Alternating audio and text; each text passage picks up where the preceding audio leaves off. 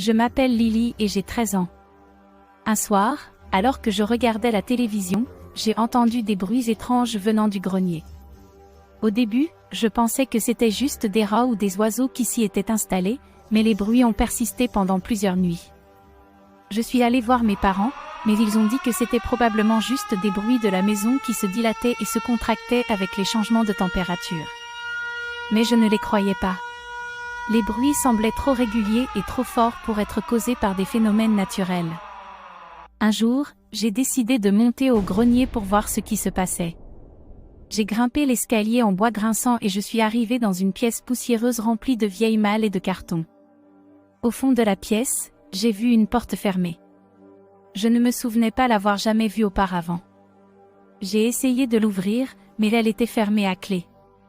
J'ai entendu des bruits de l'autre côté de la porte, des bruits de pas lents et lourds. J'étais terrifiée. J'ai couru dans ma chambre et je me suis cachée sous les couvertures, essayant de me convaincre que ce n'était rien de grave. La nuit suivante, j'ai été réveillée par des bruits de pas venant du grenier. Je suis allée voir mes parents, mais ils dormaient profondément. J'ai décidé de retourner au grenier pour voir si la porte était toujours fermée.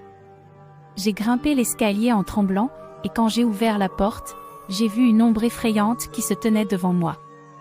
Elle était grande et sombre, avec des yeux rouges qui me fixaient. J'ai hurlé et couru vers la sortie.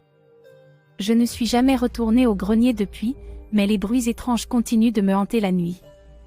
Je ne sais pas ce qui se cache derrière cette porte, mais je sais que quelque chose de maléfique se trouve dans cette maison.